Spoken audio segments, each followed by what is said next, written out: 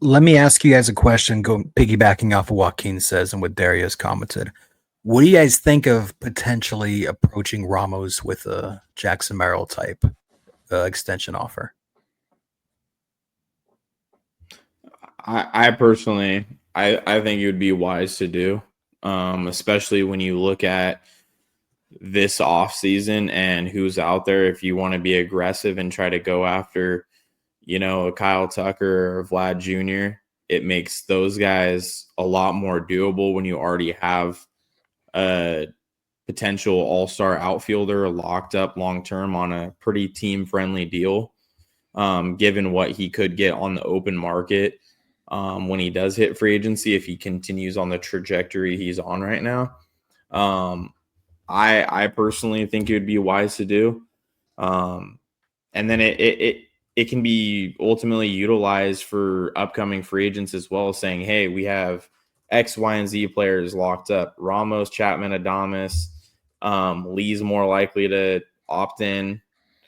And then ultimately you have a core group of guys that free agents can be like, you know what, they actually are building something here, not only on the pitching side, but on the position player side.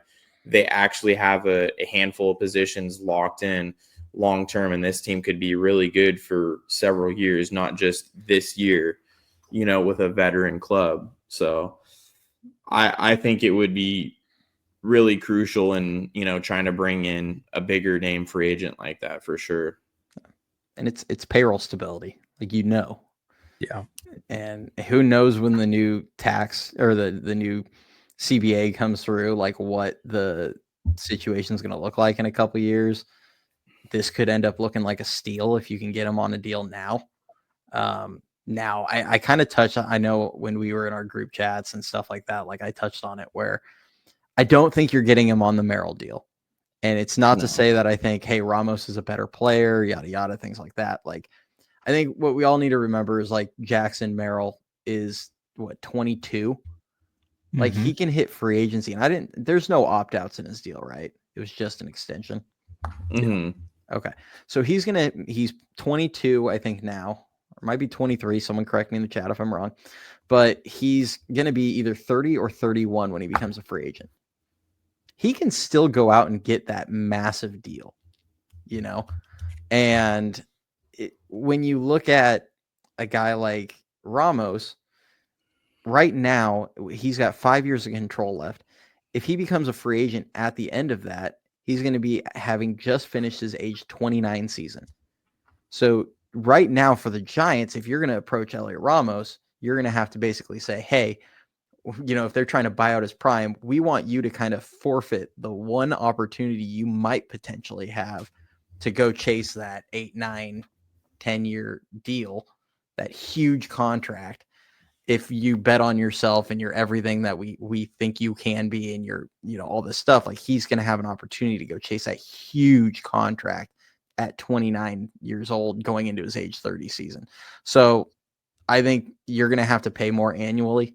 You might have to slap some player options on that at the end. Like it's going to have to be, there's going to have to be security for him. That way, if his game does fall apart at the tail end, he can just pick up a couple options for like $25 million a year or something like that. So I think it's possible, but yeah, like I do think it's going to cost more. I mean, would you guys, if you could approach him with like 8 for $160 million, do you just do that? Yes. Yeah. For sure. So Merrill actually is still 21. He turns 22 here in 2 weeks. So even younger than we thought. But he will not hit free agency more than likely until his age 33 season, due to a club option in the last year of this contract extension. So assuming he's a pretty competent player at age 32, they opt into that deal still, especially at that time in, 10 plus years from now, will be an extremely affordable club option. So probably not till his age 33 season. Ramos is 25, I believe. So yeah, the number would be different for sure. but I would 100% do that. And hypothetically, what if Ramos pulls a Logan Webb and says, "Hey, I'll give a hometown discount"? Like, you never know. It's unlikely, but he loves it here. Loves the teammates. Yeah. Loves the city. It's where he was. Yeah. He, came up as a pro. So who knows? Maybe he works out a Logan Webb type extension. So Yeah. I just definitely think you got to get him locked up sooner rather than later. And I've always said, like, I will never count on the hometown, discount. Of course. It's great if it comes, like if he's willing to pull a Webb and he's like, yeah, I'll take a little less and extend it a few years, but I never want to count on that because I've always said, like, it's these players' God-given right to chase every last dollar from these billionaire owners, and I don't blame them for doing it. 100%. So yeah, if he wants to do it, he should do it. But yeah, I want to talk to M. Gray's point here. He says too early sample size, still too small to think about long-term big dollar Ramos extension. You know what, M. Gray, like the risk is there. Absolutely. I 100% agree that there is big risk if you try and do this extension now, but it also can pay off massively. You've seen teams all around baseball. Guys like Acuna did this. The Braves have done this with multiple guys that hadn't even seen the big leagues yet. I think they did it with, was it Albies? Yeah. They've done it with a few guys. The Diamondbacks, they did it with Corbin Carroll before he ever saw the field. The Brewers last year did it with Curio before he ever saw the field. Didn't the Red Sox just do it with their top Christian prospect Campbell? Yeah. I mean, if you're a believer and you think the guy's going to be everything you hope, the reason to do it is because on the tail, you're going to pay him more up front. And, they'll probably structure it in a way to like, the out of pocket might be like, $7 million the first year and then $9 million, whatever. And then it like gets progressively bigger, but it locks in the tax hit every year. And the reason to do it is because on the back end of that deal where you're paying him 20 million tax hit, his earning potential, like his age 29, 30, 31, he'd be a $30 million player probably at that point, especially with how inflation and all that stuff is happening. Like the last 5 or 6 years of that deal, you're not going to be paying him really more than he would have been making before. Like it's going to be about the same or less at that point if he's what you hope. Yeah. So, and he could be exactly what the player he is right now for the duration of that deal, like no progression. And I'd be like, yeah, I'd take that deal because you're talking about a 25 to 30 home run hitter, 60 plus extra base hits, middle of the order bat. Yeah. So, and you do these things for long-term sustainability because when you're paying your own guys in-house, and the reason why you draft and develop is because they're not hitting the open market. So you're only competing with yourself here. You're negotiating with the agent and the player, and you're not having to go up against, say, 5 other big market teams that are going to try to cash out these guys. And you're getting them under contract in their prime years versus when these guys hit free agency and you have to spend that money. You're spending top dollar for, say, 4 to 5 good high-end years before they get into their mid-30s and they're no longer good. And then you're over here paying them a huge amount because that's just the way MLB contracts are structured. Usually guys don't see free agency until 29 to 31 years old. So while the risk is there, more often than not, it's good. Like they just said, Christian Campbell, he just signed, I think, for like 80 million over like, what was it, 7 years or something like that, or 6 years. Like, if this guy is a stud like they think he is, I mean, he ran through the minors in a year. That is the bargain of the century, man. Like, you're getting these guys locked up. You don't have to deal with arbitration or any of these things.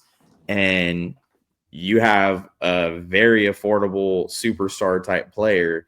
And then when free agency comes around and you want to bring a guy in from the outside, you're like, I already have an all-star outfielder here on the cheap. I already have an all-star pitcher on the cheap in Logan Webb. Now I can go in and cash out a big free agent, and it's really not hurting me long-term because I have all these other bargains that we've kept in-house. So that's why you do those things. Churio, yeah. 8 for 82 for Jackson Churio. Think Brewers regret that deal? No. Not at all. Definitely Not at all. What was Corbin Carroll's? It was like 8 for 100 or something like that. 8-year 111. Mm-hmm. They're not going to regret that either. Nope. It's just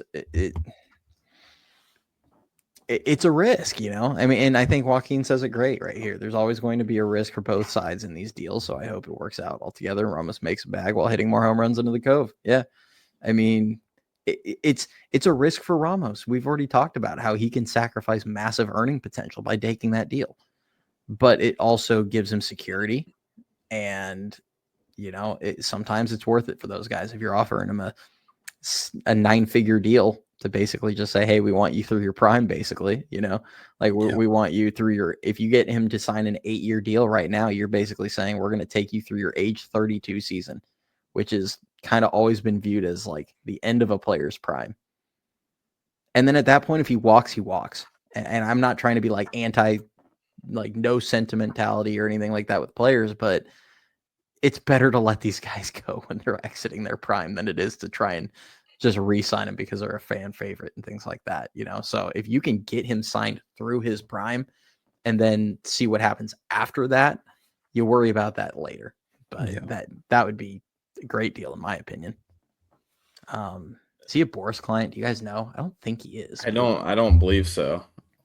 And honestly, no, he's not. He's with Munger English Sports Management, which they actually rep a lot of Giants prospects.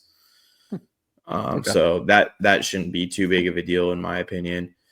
I just feel like there's honestly less risk with a Ramos extension than honestly just about any other big time extension you'd be giving out, just because you've actually seen a full season's worth of well above average play.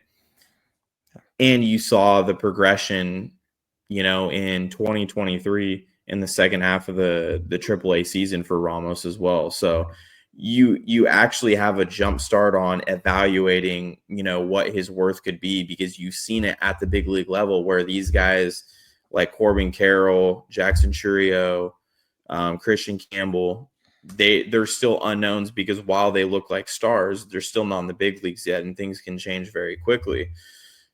Or you could have the guys like Aaron Rowand or Anthony Rendon or whoever. You could name off tons of free agents that get paid at their age 30 seasons and just turn into pumpkins. There's just as much risk going in with these 30-year-old free agents, giving them, $200 million paydays as there would be with, Ramos, who might not even see 200 million. And you already have an evaluation on him in the big league. So, and you've seen him in our park. Yeah, in our park. Exactly. Right. Like that's a huge jumpstart. Like imagine like in the NFL draft, you get a player for a full season before you actually have to draft him onto your team. Like that's a huge advantage. You already have a really solid evaluation on the player right in front of your face. So, these other guys, they're evaluating them in AAA and saying, yeah, I project this guy being a star player at the big league level. So I just feel like the risk is a lot less. And while we don't expect him to take the Webb type discount, you look at how that Webb contract ages, and boy, that is one of the bigger steals in all of the league. Like that is an extremely cheap freaking deal for a guy that you got signed before hitting age 30 and is staying with you through all of his prime years.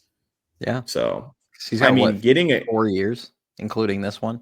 Mm-hmm. Yeah. So they have him for a while. And age that's why season, I believe, his value is so high still. I mean, you look at a contract like Webb's with his production, that's the type of deal that makes it easy for them to argue going after a Corbin Burns or you name it, whatever, Blake Snell, whatever starting pitcher, because you have that financial flexibility and it just furthers the strength in your rotation, having a guy like that cheap. So, yeah.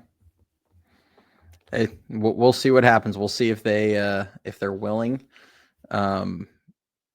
I think I feel like if Ramos is willing to talk extension, I think a guy like Posey would be willing to do it. But we'll see what the team thinks. Hey, according to Bay Area Bob, It's my burner account for those that don't know. Oh man. And shout out and really quick, Harris says Ramos's defense is great. Yeah, you put him in a corner. He's awesome. He might win a Gold Glove in left field this season. I'm not even kidding.